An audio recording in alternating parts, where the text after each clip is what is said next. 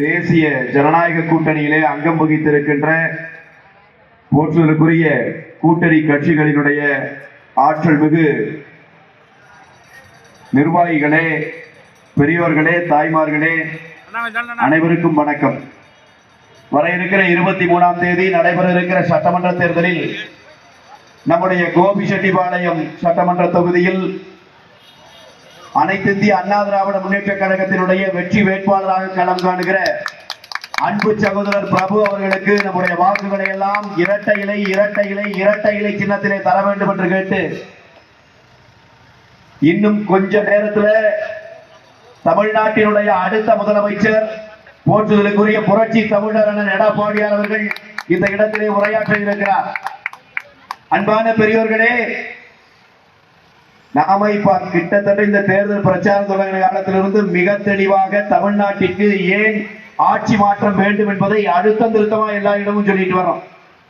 தாய்மார்கள் இத்தனை பேர் இங்கே இருக்கிறீர்கள். நான் உங்களுக்கு சொல்லுகிறேன், இந்த 5 ஆண்டு காலமாக நடந்திருக்கிற ஸ்டாலினுடைய காட்டாட்சி தர்பாருக்கு ஒரு சாவு மணி அடிக்கிற தேர்தலாக இந்த தேர்தல் இருக்க போகிறது. தமிழ்நாடு முழுவதும் அண்ணா திராவிட முன்னேற்ற கழகத்தினுடைய வேட்பாளர்கள் மட்டுமல்ல, நம் கூட்டணி கட்சியில இருக்கிற அனைத்து வேட்பாளர்களும் வெற்றியை நோக்கி வரைந்து கொண்டிருக்கிறார்கள். 23ஆம் தேதி நம் மக்கள் கொடுக்க இருக்கிற அந்த தீர்ப்பு, மே 4ஆம் தேதி தீர்ப்பு வரும்போது எழுதி வச்சுக்கணும், 210 தொகுதிக்கு மேல் வெற்றி பெற்று அண்ணா திராவிட முன்னேற்ற கழகம் ஆட்சி அமைக்கும். ஒரு உறுதியான வெற்றிக்கான தேர்தல் அந்த தேர்தல். அன்பான பெரியவங்க, நம்முடைய தொகுதியில நான் இங்கே வந்து வாக்கு கேட்க வேண்டிய தேவையே இல்லை. ஏன்னா கோபிச்செட்டிப்பாளையம் என்பது புரட்சி தலைவர் காலத்தில இருந்து புரட்சி தலைவி அம்மா அவர்களின் காலத்தில், புரட்சி தமிழர் அண்ணன் எடப்பாடியார் அவர்களினுடைய காலத்திலும் அது இரட்டை இலையினுடைய கோட்டை என்பதை எவனுமே மறக்க முடியாது. எவனெவனோ கோட்டை என்று பேசிக் கொண்டிருக்கலாம், எந்த கோட்டையும் இங்கே நிரந்தரம் இல்லை. இது இரட்டை இலையினுடைய கோட்டை. இது புரட்சி தலைவர் புரட்சி தலைவி அம்மா அவர்களினுடைய கோட்டை.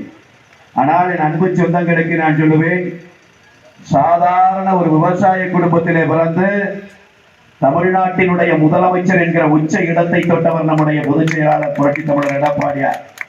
அது இந்த இயக்கத்துல மட்டும்தான் சாத்தியம், அதிமுக மட்டும்தான் சாத்தியம். யாருக்கு பிறந்தவன் என்பதை பார்த்து தலைவர் பதவியை கொடுக்கிற இயக்கங்கள் இருக்கிற இடத்துல உண்மையில் மக்களுக்கு தொண்டாற்றுகிறவன் யார் என்பதை பார்த்து அவரை தலைவராக்குகிற, அவருக்கு பதவி கொடுக்கிற இயக்கம் அதிமுக. சும்மா சாதாரணமா சொல்லக்கூடாது. அண்ணன் எடப்பாடியார் அவர்கள் முதலமைச்சராக வந்த பிறகு அவரை சுற்றிலும் துரோகிகளும் எதிரிகளும் நின்றார்கள். அத்தனை பேரையும் 8 திசையிலும் இருந்த எதிரிகளையும் வீழ்த்தி இன்றைக்கு அவர் கழகத்தை உயிர்ப்பித்து நிறுத்தி இருக்கிறார். மீண்டும் முதலமைச்சராக பொறுப்பேற்க இருக்கிறார். அன்பான பெரியோர்களே, இந்த மாதிரி சூழல்ல கோபிச்செட்டிப்பாளையத்துல நாம் இந்த செய்திகளை இன்னைக்கு ஏன் பேசணும்னா, நம்முடைய கோட்டையாக இருக்கிற இந்த கோபிச்செட்டிப்பாளையம் தொகுதியை அசைத்து பார்ப்பதற்கு திமுக காரன் நேரடியாக மோதி பார்த்தான், நடக்கவில்லை. ஸ்டாலின் நம்ம கட்சியிலிருந்து சில பேரையெல்லாம் உருவி பார்த்தார். இந்த கட்சியிலிருந்து உப்மா மாதிரி முதலமைச்சராக இருந்த சில பேரை கூட அவன் கட்சியிலிருந்து எடுத்துட்டாங்க. ஆனா ஸ்டாலினுக்கு இன்னைக்கு வரைக்கும் இருக்கிற பெரிய பிரச்சனை என்ன தெரியுங்களா? முதலமைச்சரா இருந்தவனை கூட தூக்கிட்டோம், அமைச்சரா இருந்தவனை எல்லாம் எடுத்துட்டோம். ஆனா அண்ணா திராவிட முன்னேற்ற கழக தொண்டனினுடைய கணுக்கால் ரோமத்தை கூட தொட முடியலையேங்கிறது தான். யாரை வேண்டுமானாலும் எடுத்துட்டு போலாம். புரட்சி தலைவர் புரட்சி தலைவி அம்மா அவர்களின் பாதையிலே நடந்து வந்த இந்த இரட்டை இலையினுடைய தொண்டர்கள் இன்னும் உறுதியாக நிற்கிறானே என்கிற கவலைதான். அதனாலே தான் இன்னைக்கு திமுக கார பின்வாசல் வழியா வரலாம். துரோகிகளை களமிறக்கி விட்டு அந்த துரோகிகள் இன்னைக்கு துரோக கூப்பாடு போட்டுக் கொண்டிருக்கிறாங்க. இங்க இருக்கிற திமுக வேட்பாளரை பற்றி நாம் பேச வேண்டிய அவசியமே இல்லை. ஏன்னா கட்டாயம் வெல்ல போறதில்லை. ஐசியூவில் இருக்கும்போது கொண்டு வந்து நிறுத்தியிருந்தாங்கன்னா கூட ஏதோ சங்கடப்படலாம். மார்ச்சுரியில் இருக்கிற கட்சி எங்க போய் ஜெயிச்சு வரப்போகுது? அதுக்கு வாய்ப்பே இல்லை. திமுக இங்கே ஒரு நாளும் வெல்லாது.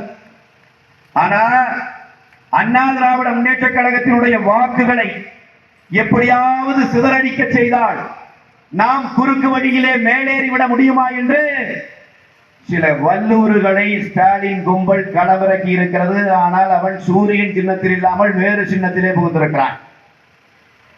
நாமும் அவனை பற்றியெல்லாம் பேசக்கூடாது என்று பல காலம் போகிறோம்.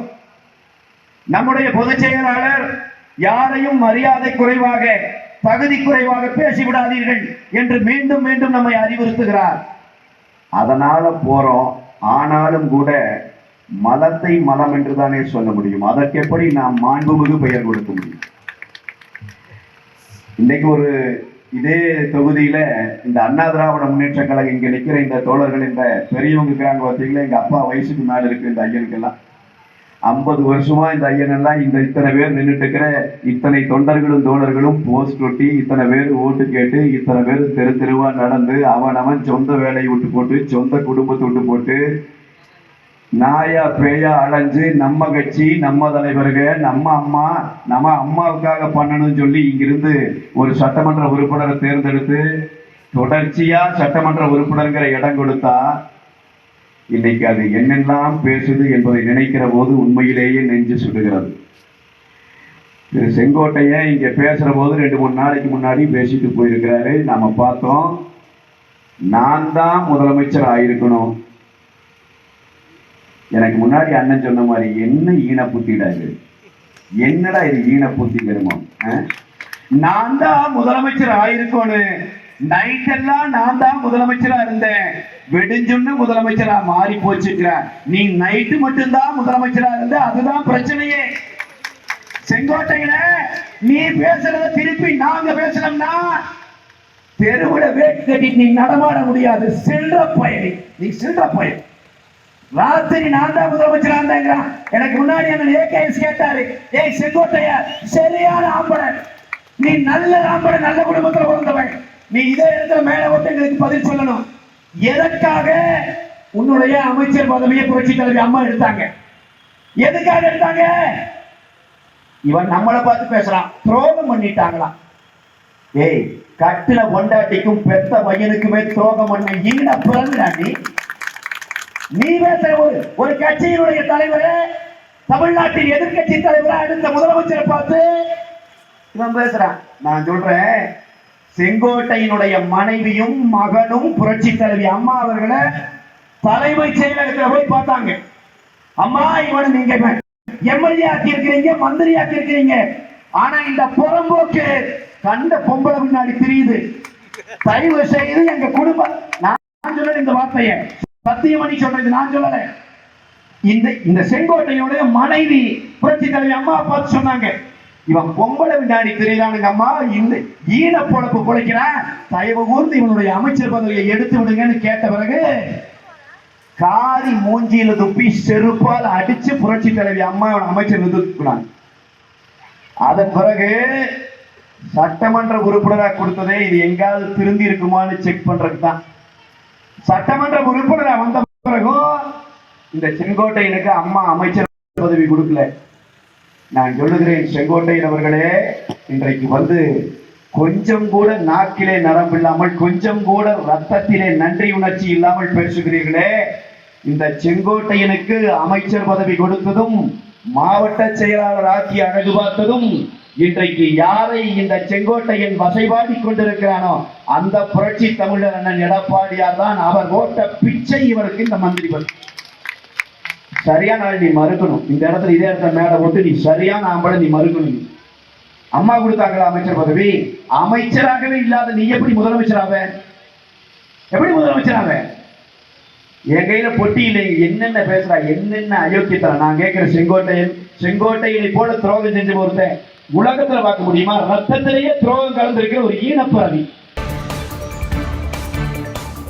செய்திகளை உடனுக்குடன் தெரிந்து கொள்ள நமது அம்மா இணையதள தொலைக்காட்சியை சப்ஸ்கிரைப் செய்து அருகில் உள்ள பெல் ஐகானை